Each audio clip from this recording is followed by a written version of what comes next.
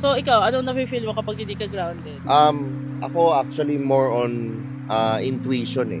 Tipong mafe-feel mo pag drain ka na, mafe-feel mo pag tinatawag ka na ng nature. Kapag tinawag ka ni Mother Earth, yung parang yung feel mo na, uy, gusto ko na mag-beach, gusto ko na pumunta sa bundok, gusto ko na ganyan. Ibig sabihin, tinatawag ka niya itself to connect with the nature, to connect with Mother Earth. Kailangan mo pa rin talaga kumonnect dito sa Mother Earth. Para siyang parang ikaw yung vessel, di ba? Tapos si Mother Earth, siya yung charge. So pag nag-grounding ka, parang, alam mo yun, parang sinasaksak mo yung sarili mo doon sa power source. Yun. Parang ganun. Exactly. Magandang analogy. Kumbaga, you're listening to Coexist Podcast, the #1 spiritual podcast in Philippines, with Madam LQ, Nomer Mindmaster, and Tio Bry. Hello mga ka-co-existence! So wala kami sa studio ngayon dahil kami ay nag-grounding ni Tio Bry. yan. Yes. Actually kasama namin yung buong team kaso sobrang busy sila mag-grounding and kami, sabi namin, gusto namin ibahagi sa inyo kung paano namin ginagawa yung mga grounding. Di ba Tio Bry? Yes, tama. Oo. Kung ano ba yung importance nito dito sa video na to, malalaman nyo kung ano yung importance niya. Bakit kailangan kang mag-grounding? Ano ba tong kawirduhan na to? Bakit ginagawa ng mga spiritual? So, i-explain namin, magbibigay din kami ng own insights and experiences. So, yun lang.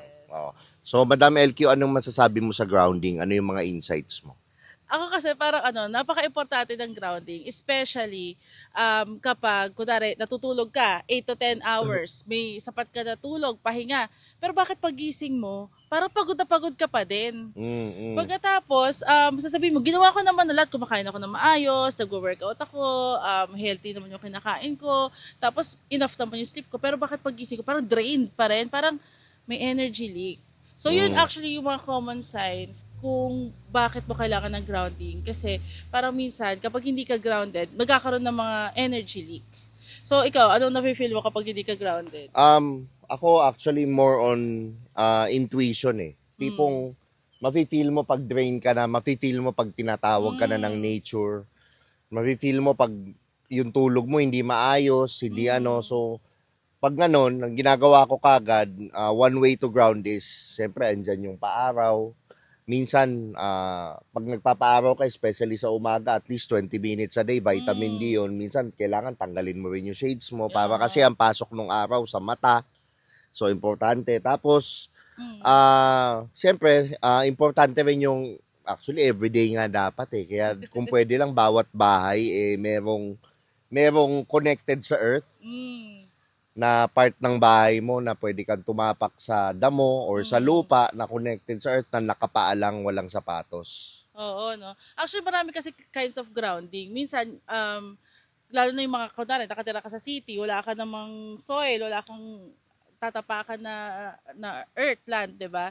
Pero maraming kinds of grounding na minsan kailangan mo humawak ng mga grounding crystals like mga tourmaline, ganyan. So, it will also ground your energy. If you will also do meditation, sound healing, it will also ground your energy. Pero, yung sinasabi kasi namin ni Tio Bry, it's more on the nature kind of grounding. And para sa akin, that is the most important kind of grounding. Kasi, yung Mother Earth, parang may consciousness din si Mother Earth. And parang tulad natin, nag-a-upgrade yan every minute, every second. So, para siyang, kapag tinawag ka ni Mother Earth, yung parang yung feel mo na, uy, gusto ko na mag-beach, gusto ko na pumunta sa bundok, gusto ko na ganyan. Ibig sabihin, tinatawag ka niya itself to connect with the nature, to connect with Mother Earth, para i-install mo dito sa katawan mo, o sa katawan natin, yung mga updates, or mga DNA na updates ni Mother Earth sa atin. And then, yung si Sun naman, ang health naman niya, siya yung nag-a-activate lahat ng mga nakukuha natin na updates kay Mother Earth. So, 'di ba? Iba talaga yung pakiramdam pag nagne-nature ka. Tsaka yung swimming, yung pagbi-beach, pansinin niyo, pag nag-beach kayo, guys, yung energy mo, pag uwi mo ng Maynila, ang sarap. Iba yung vibe, iba yung kasi pag merong body of water, tinapak mo yung lupa mo sa sand or sa earth, nag-connect ka. Kasi doon talaga, ancestors natin, doon talaga siya, doon talaga siya meant tayong walang sapatos, connected sa earth. Yung earth, makukuha natin yung energy and then kinukunan din niya tayo ng negative energy. At ang isa pa sa maganda doon, it's for health, it's also anti-inflammation. Alam naman natin na lahat ng sakit ay galing sa inflammation. So it's either inflamed, tagyawat, lahat yan inflammation. So inflammation, naaayos lang yan through fasting and also grounding, earthing, kung tawagin, Earthing, mag-ano yes. kayo, oo.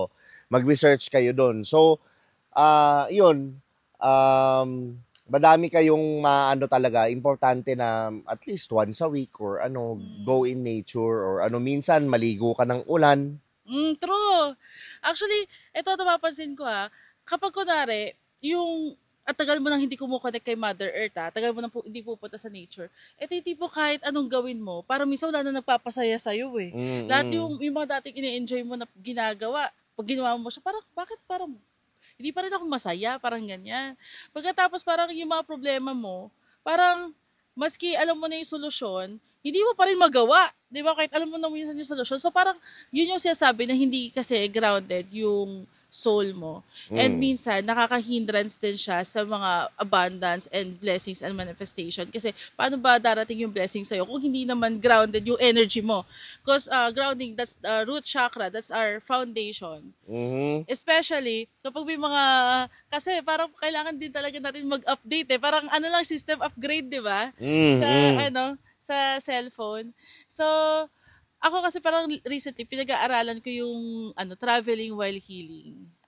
Yan. Yes. Oo. Yun yung parang pupuntahan mo yung mga ley lines, yung mga grids, yung mga vortex, kung saan malakas yung yung energy ni Mother Earth. Tapos ko-connect ka doon.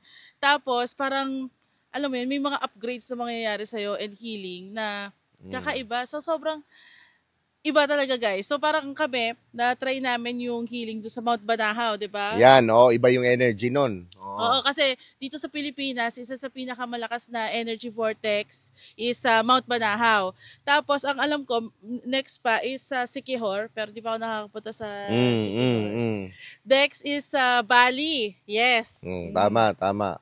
And then, yung sa Mount Fuji, yun talaga yung iba, guys. Ayun, hindi ko pa na-experience yun, pero one day, yes. Yeah, parang marami nagsasabi doon sa Mount Fuji, siya yung third eye chakra ng Earth. So parang meron ka talaga clarity and all. Parang iba talaga yung mafe-feel mo pag nandun ka. So, ayun, sinasabi ko lang sa inyo na kung busy kayo, di ba? Kailangan mo pa rin talaga kumonect dito sa Mother Earth. Para siyang parang ikaw yung vessel, di ba? Tapos si Mother Earth, siya yung charge. So pag nag-grounding ka, parang, alam mo yun, parang sinasaksak mo yung sarili mo doon sa power source. Yun. Parang ganon. Exactly. Magandang analogy. Kumbaga, kung electric car ka, ikaw yung yung saksakan mo ng charge is Mother Nature. Yes. Oo. So, ganon. Lalo na kapag yung feeling mo, yung mga nagsa-Saturn return dyan, yan. Saturn already enters Aries, di ba? So, yung mga pinanganak dyan na 1996 to 1997, 1998, mga ganyan, na magsa-Saturn return ngayon. Kung feeling nyo yung transit is harsh, ang advice ko lang sa inyo is ito, grounding. And most especially is yung nature, kasi yung connecting to the Mother Earth. Kasi ito yung napansin ko the more na connected ka kay Mother Earth, which is the energy source, kung saan talaga tayo nabubuhay, parang mas magiging high vibration ka. At the same time, outshine mo yung mga harsh transits. Di na mo siya technically outshine na parang bypassing. But then, kahit may mga nangyayari sa outside world mo na chaotic, you know how to, parang kaya mo siyang i-navigate with ease and flow na hindi ka naa-anxious, hindi ka nade-depress, parang ganon. Para kang may guidance. Tsaka another form of grounding din is puno. Yan. So, puno ang malakas ang energy. So, pag nakakita kayong puno, kausapin nyo lang. Magpaalam ka na, hawakan kita ha. Anuhin kita. Tapos kunin mo yung negative energy ko. Maramdaman nyo yung pulsating energy sa kamay nyo. Na kunin mo yung negative energy ko, bigyan mo ako ng positive energy. Parang ganon. Yun ang sa puno. Yes. So, malakas talaga. So, I guess the key takeaway is be with nature. Once a week or at least gawin mo siyang kaya o regular na Kung wala ka naman time, may puno sa inyo, hawakan mo. Simple. Tapos merong halimbawa, may nakita kang grass na may di tumapa ka ng lupa. mga ganon, yun, kasama lang. Ganon lang kasimple. Kasi actually, pag hindi tayo grounded, mas lalo tayo nag-overthink. Pero kapag grounded tayo, parang hindi na natin kailangan mag-overthink. Alam mo na ang tamang gawin at you are guided. Parang yung download from the, yung download mo from the divines, from the source is mabilis. And at the same time, sabi ko nga sa kanila, parang ano yan Tio Bray. Di ba kapag yung cellphone mo, may update, di ba? So, kailangan, bago papasok yung update, dapat full charge yung phone, di ba? So, hindi ka pwedeng makapag-system update na low-bat. So, parang minsan may mga blessings na papasok sa atin or gusto pumasok, but hindi makapasok dahil we are energy drained because wala tayong grounding. So, sometimes we really need to connect and recharge with Mother Earth para mas dumating yung mga blessings sa atin. Kasi minsan yung mga blessings na yan, kailangan siya dumating after ng energetic upgrade. And minsan yung upgrades na yun, it only mangyayari pag nag-install si Mother Earth ng energy sa atin. Kasi nga, Mother Earth is also upgrading every minute, every second. Saka isang ito ngayon, download ko, no? Okay, money is energy, tama? Money is energy. Ngayon, kung wala kang energy, paano ka magkakamani?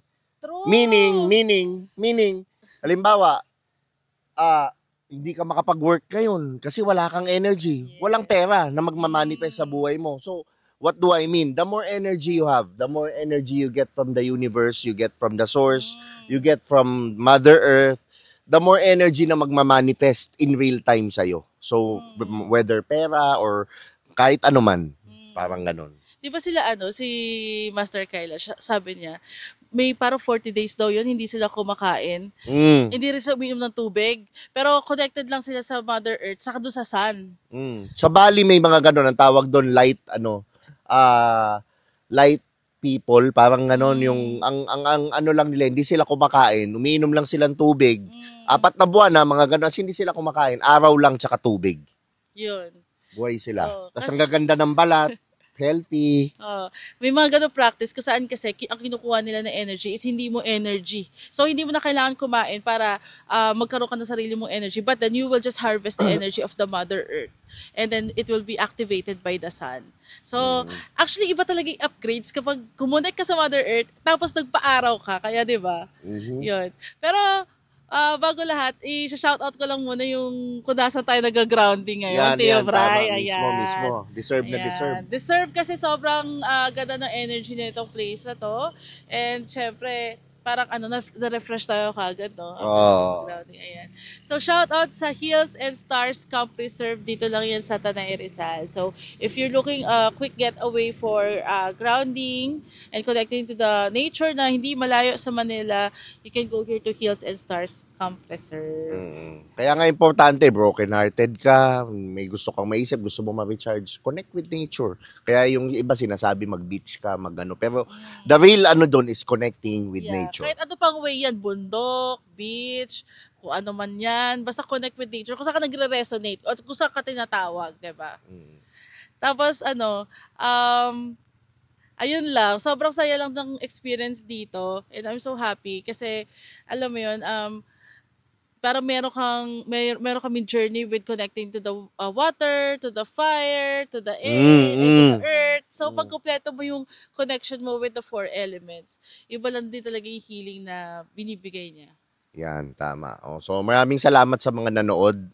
Siyempre, follow nyo lang yung mga susunod na podcast namin. Don't forget to subscribe and also follow us also on Spotify para mapakinggan nyo sa kotse. Rate nyo na rin yung podcast, makakatulong yan. At syempre, share nyo sa mga kaibigan nyong nangangailangan para makakatulong din sa inyo. Yun lang. Yes. And of course, kung meron kayong mga topic na gusto natin pag-usapan, yan, i-drop down nyo lang yan dito sa comment. And don't forget to subscribe. Ayan. Thank you so much. And not necessarily podcast naman kailangan, pero pwede nating sagutin through video na simple. Through video, oo. Kahit minsan wala kami sa studio kasi sometimes we're really so busy doing a lot of things. But we still want to share the words for you and the wisdom. So, kaya yan, try natin mag-vlog kahit nasa, tayo, nasa grounding. Mismo. Simpleng-simple. Yeah. Thank you so much, Thank you. Also, please feel free to rate, subscribe, and leave a review wherever you listen to your podcasts.